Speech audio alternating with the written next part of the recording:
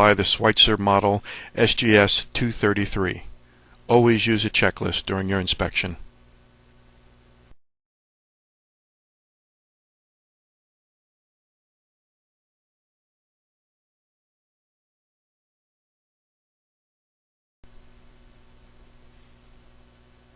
If there are wingtip tie downs, we can loosen those to make it a little bit easier to move the wing.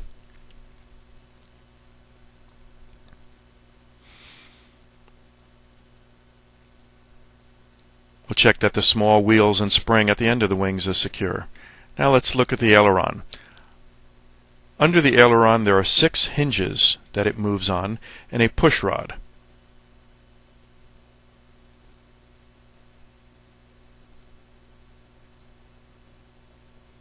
As we look at the push rod, we'll see a castellated nut and safety pin.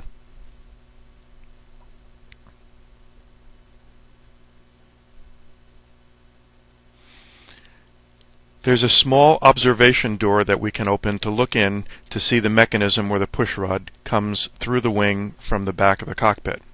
Let's take a look to make sure it seems secure and the safety pins are in.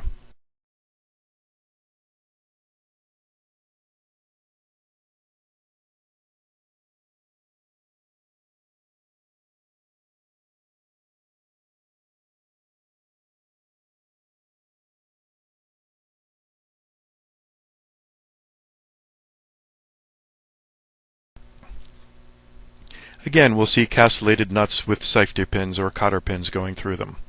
While looking at it, we can gently move the aileron up and down to see the mechanism working.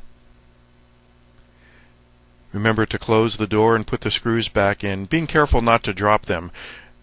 They'd be hard to find in the grass and dirt.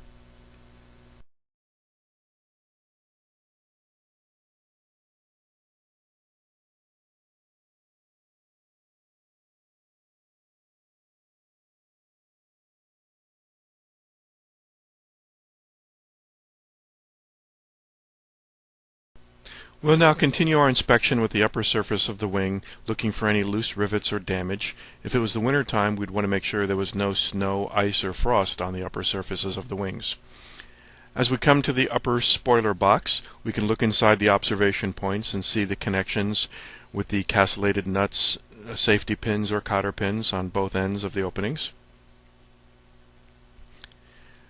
We can also flex the spoiler a little bit with our hands, making sure the hinges are secure, but being careful so that the spoiler doesn't snap down on our fingers. We can then look at some more of the fabric behind the cockpit and also checking for the tire inflation.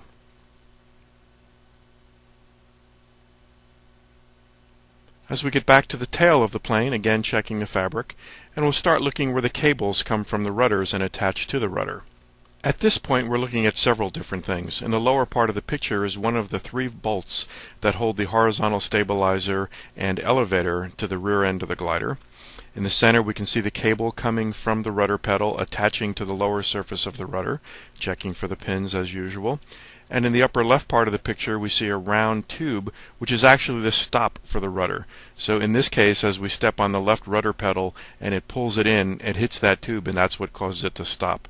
During our inspection, we'll of course move the rudder in both directions to see that it securely reaches the stop, and of course that the cable is in good condition.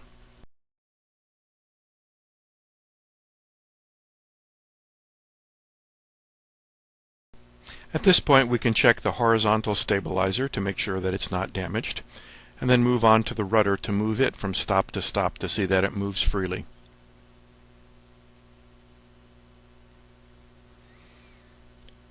Here we can look at the elevator. It's held on by 3 hinges with a cotter pin holding the hinge in. And check that it has free movement up and down, moving it gently.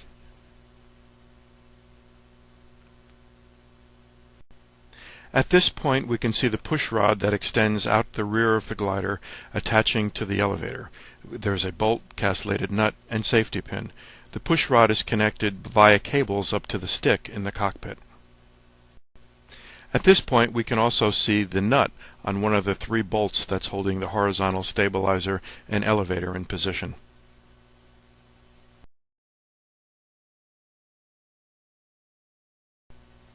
As we continue our inspection around the tail of the glider, we can look at the two small struts that are holding the horizontal stabilizer in position. They attach at the top and the bottom, just like the large struts that hold the wings on. In this case, we have Teflon locking nuts securing the bolts for the struts. They can only be used once. If you take these nuts off, they must be replaced with a brand new one.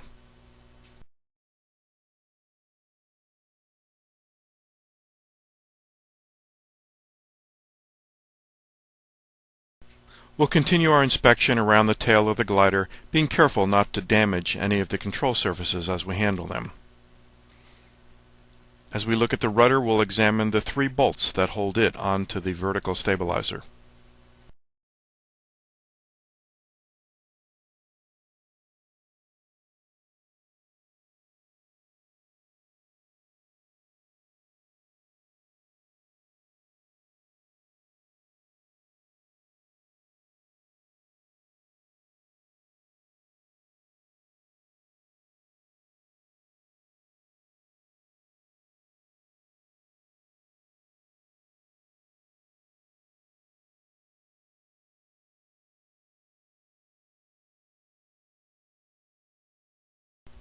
As we come up the left side of the glider, we examine it as we did on the right side, checking the fuselage, the upper surface of the wing, looking into the spoiler controls, and then on to the aileron.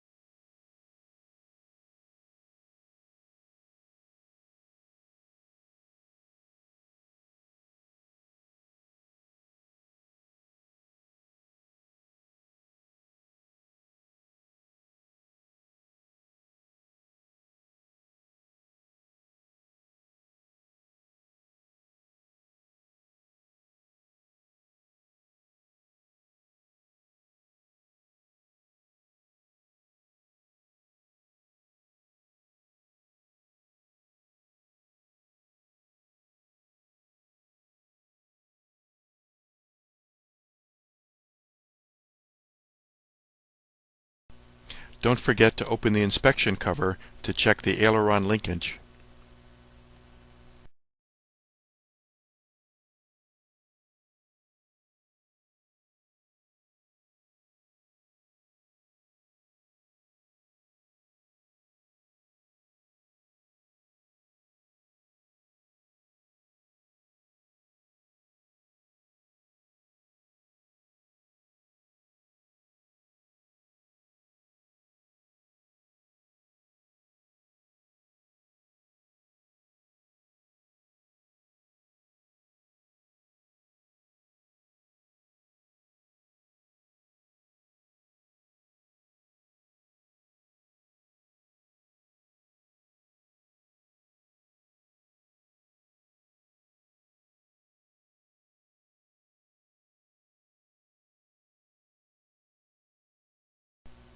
Now on to the left wing strut and under wing spoiler.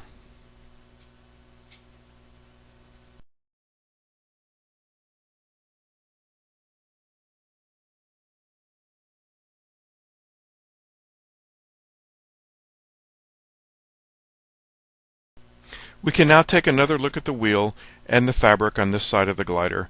We can finish up looking at the nose skid, making sure that it's secure, the rubber mounts are in position, and it's not excessively worn.